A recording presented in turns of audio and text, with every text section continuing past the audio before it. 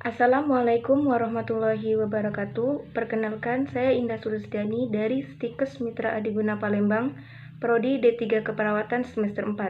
Baiklah, di sini saya akan menjelaskan tentang penyakit osteoporosis. Pertama, kita harus mengetahui dulu apa itu osteoporosis. Osteoporosis adalah kondisi berkurangnya kepadatan tulang. Hal ini menyebabkan tulang menjadi keropos dan mudah patah. Osteoporosis jarang menimbulkan gejala dan biasanya baru diketahui ketika penderitanya jatuh atau mengalami cedera yang menyebabkan patah tulang. Osteoporosis bisa dialami oleh siapa saja, termasuk anak-anak, orang dewasa. Namun kondisi ini lebih sering terjadi pada wanita yang telah memasuki masa menopause. Hal ini disebabkan oleh berkurangnya kadar estrogen yang berperan penting dalam menjaga kepadatan tulang. Kedua yaitu gejala osteoporosis.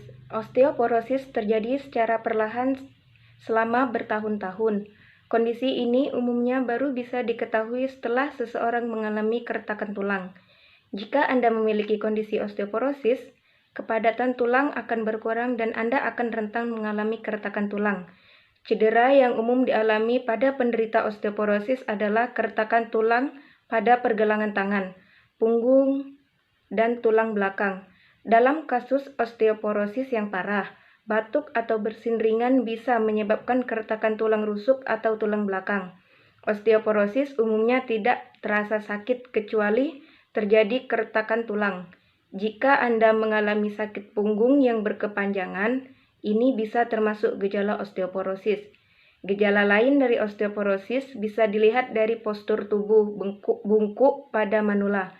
Kondisi tersebut adalah akibat dari pengeroposan tulang belakang yang membuat tulang punggung tidak mampu menahan bobot tubuh. Yang ketiga yaitu etiologi osteoporosis. Etiologi osteoporosis terbagi menjadi dua, yaitu primer dan sekunder. Osteoporosis primer diakibatkan oleh penuaan atau menopause, sedangkan osteoporosis sekunder diakibatkan oleh penyakit dasar, misalnya penyakit tuberkulosis tulang dan diabetes mellitus tipe 1, maupun penggunaan obat-obatan yang berpotensi meningkatkan kerapuhan tulang, misalnya penggunaan kortikosteroid jangka panjang dan antikonvulsan. Yang pertama yaitu osteoporosis primer yang akan kita bahas. Osteoporosis primer diakibatkan oleh penuaan atau menopause. Osteoporosis primer yaitu terbagi menjadi beberapa bagian. Yang pertama yaitu osteoporosis senilis. Osteoporosis yang dialami setelah usia 65 tahun pada pria atau wanita dikategorikan sebagai osteoporosis senilis. Seiring bertambahnya usia, penyerapan kalsium menurun. Diduga hipogonadisme pada lansia, asupan kalsium yang tidak adekuat akibat keterbatasan gerak merupakan penyebab osteoporosis pada lansia. Kedua yaitu osteoporosis akibat menopause. Osteoporosis yang dialami wanita saat menopause hingga usia 65 tahun dikategorikan sebagai osteoporosis akibat menopause. Definisi estrogen pada menopause berkaitan dengan deteriorasi trabekulasi tulang yang menyebabkan terjadinya osteoporosis. Ketiga yaitu osteoporosis idiopatik. Osteoporosis pada wanita premenopause dan pria muda tanpa etiologi yang jelas dikategorikan sebagai osteoporosis idiopatik. Definisi fraktur idiopatik bervariasi, yakni fraktur tanpa trauma maupun dengan trauma, energi rendah dengan atau tanpa penurunan densitas massa tulang maupun nilai densitas massa tulang yang rendah tanpa riwayat fraktur. Yang keempat yaitu osteoporosis juvenil idiopatik. Osteoporosis pada anak-anak dan remaja rentang usia 2-14 tahun yang ditandai dengan nyeri tulang, fraktur dan deformitas tulang akibat trauma energi rendah. Eksklusi seluruh etiologi sekunder harus dilakukan untuk menegakkan diagnosis osteoporosis juvenil idiopatik. Pada penyakit ini, pembentukan tulang cancellus tergantung sehingga mengakibatkan tulang trabekula matur tipis. Perjalanan penyakit biasanya berhenti saat pasien mengalami pubertas. Yang kelima yaitu osteoporosis sekunder. Pada prinsipnya, osteoporosis sekunder merupakan osteoporosis yang timbul akibat imobilisasi, adanya penyakit dasar maupun penggunaan obat-obatan seperti obat steroid. Kedua yaitu osteoporosis sekunder. Pada prinsipnya, osteoporosis sekunder disebabkan oleh beberapa hal. Yang pertama yaitu imobilisasi. Beban tubuh yang tegangan yang diterima oleh skeletal akibat tarikan otot memicu aktivitas osteoblastik. Oleh karena itu, imobilisasi dapat memicu penurunan aktivitas osteoblastik, penurunan deposisi tulang, sedangkan proses resorpsi tidak ikut menurun mengakibatkan osteoporosis. Kedua yaitu penyakit. Osteoporosis diasosiasikan dengan beberapa penyakit. Ya, di antaranya yaitu penyakit hematologi, penyakit ginjal, penyakit autoimun, penyakit infeksi, penyakit endokrin, dan metastasis keganasan pada tulang. Yang ketiga yaitu konsumsi obat-obatan. Obat-obatan yang dapat menyebabkan osteoporosis, yang pertama yaitu obat glukokortikoid seperti prednison, yang kedua yaitu analog hormon, yang ketiga yaitu antikonvulsan seperti phenytoin, yang keempat yaitu antidepresan golongan selektif sorotenin, yang kelima yaitu penggunaan jangka panjang heparin, yang keenam yaitu loop diuretik seperti furosemide. Selanjutnya yaitu manifestasi klinis osteoporosis. Yang pertama yaitu patah tulang, kedua punggung yang semakin membungkuk, ketiga penurunan tinggi badan, keempat postur tubuh kelihatan memendek akibat dari deformitas vertebra thoracalis. Yang kelima yaitu nyeri punggung. Yang keenam nyeri tulang akut. Yang ketujuh nyeri berkurang pada saat beristirahat di tempat tidur. Yang kedelapan nyeri ringan pada saat bangun tidur dan akan bertambah bila melakukan aktivitas. Yang kesembilan yaitu deformitas tulang. Yang kesepuluh gambaran klinis sebelum patah tulang. Klien biasanya datang dengan nyeri tulang belakang, bungkuk, dan sudah menopause. Sedangkan gambaran klinis setelah terjadi patah tulang, klien biasanya datang dengan keluhan punggung terasa sangat nyeri. Selanjutnya yaitu komplikasi osteoporosis. Ada berbagai komplikasi yang mengintai osteoporosis seperti patah tulang. Area tulang yang sering patah ketika terkena osteoporosis yaitu patah tulang belakang. Patah tulang belakang adalah kondisi saat tulang-tulang kecil di area punggung patah, baik satu ataupun lebih. Jika Anda sudah terkena osteoporosis, patah tulang menjadi komplikasi yang sangat rentan terjadi. Bahkan membungkuk atau batuk yang keras saja bisa langsung mematahkan tulang belakang Anda. Ketika tulang belakang patah, hal ini biasanya disertai dengan rasa nyeri di area sepanjang tulang belakang dari punggung bawah ke tangan. Bahkan, kondisinya seringkali memburuk ketika Anda duduk atau berdiri dalam waktu yang lama. Patah tulang belakang biasanya menyebabkan tinggi badan menjadi berkurang. Jika tulang yang patah cukup banyak, bukan tidak mungkin postur tubuh Anda menjadi bungkuk.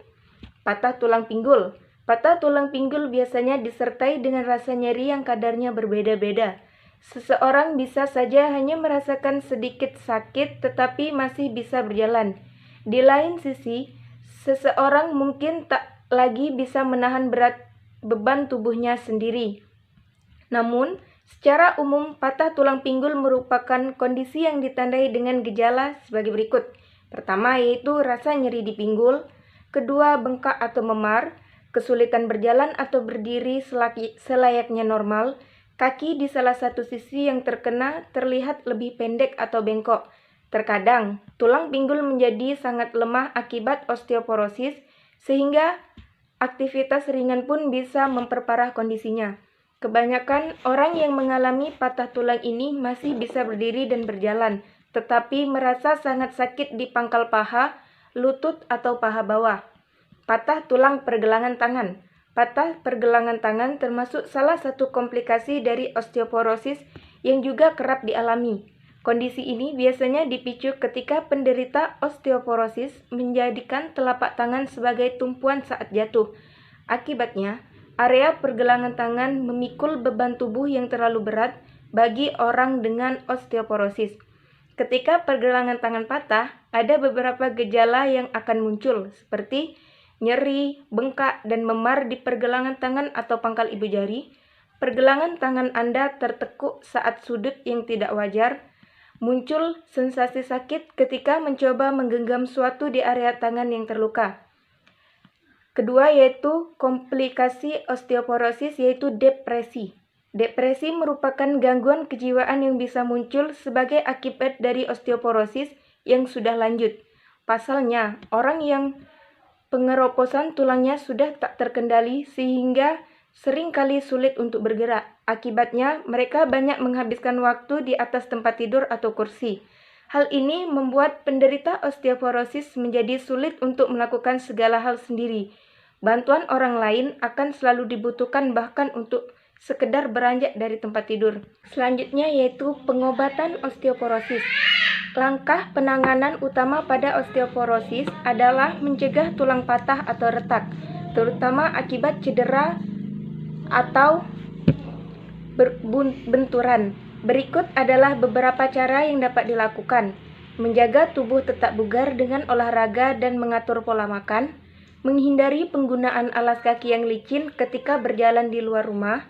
Mengatur letak parabotan rumah dengan baik untuk mengurangi resiko terjatuh akibat menabrak parabotan.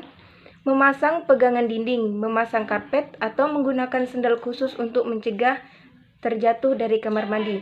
Selain mencegah patah tulang, biasanya apabila kita berobat ke dokter, dokter akan memberikan pengobatan untuk menjaga kepadatan tulang. Obat-obatan yang diberikan dapat berupa obat hormonal atau non-hormonal. Pengobatan osteoporosis non-hormonal. Pengobatan non-hormonal meliputi pemberian kalsium dan suplemen vitamin D dan strobium renelate. Berikut adalah penjelasannya. Suplemen kalsium dan vitamin D. Kalsium dan vitamin D berfungsi menjaga tulang tetap padat dan mencegah keretakan tulang. Dokter akan meresepkan dosis suplemen kalsium dan vitamin D sesuai dengan kebutuhan pasien. Yang kedua yaitu bifosfonat. Bifosfonat berfungsi menjaga kepadatan tulang dengan memperlambat pemecahan jaringan tulang. Obat yang diberikan antara lain alendronate, risodronate, dan asam zolendronik. Pengobatan osteoporosis hormonal. Pengobatan osteoporosis hormonal dilakukan dengan menggunakan hormon tertentu untuk menjaga kepadatan tulang. Obat yang diberikan adalah hormon estrogen. Terapi penggantian hormon dengan menggunakan estrogen ditujukan bagi wanita yang sudah masuk masa menopause. Namun, terapi ini beresiko memicu timbulnya penyakit lain seperti kanker payudara, kanker ovarium, dan stroke. Selective Estrogen Receptor Modulator atau SERMS.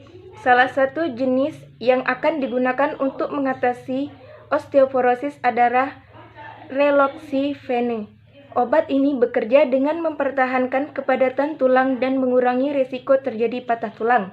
Selanjutnya, hormon testosteron. Terapi dengan hormon testosteron dilakukan pada pria yang mengalami hipogonadisme atau ketidakmampuan memproduksi hormon seks dengan normal. Obat penumbuh tulang. Obat ini berfungsi untuk meningkatkan kepadatan tulang dan hanya diberikan jika kepadatan tulang pasien sangat rendah. Obat dalam bentuk suntik ini antara lain teriparatide, romosozumab, dan danabaloparatide. Selanjutnya yaitu kalsitonin. Kalsitonin adalah hormon yang memperkuat kepadatan tulang yang bekerja dengan cara menghambat kerja sel-sel yang meluruhkan tulang. Kalsitonin diberikan dalam bentuk suntikan. Baiklah, itulah penjelasan yang dapat saya jelaskan tentang penyakit osteoporosis. Apabila terjadi salah-salah kata, saya mohon maaf. Saya akhiri. Wassalamualaikum warahmatullahi wabarakatuh.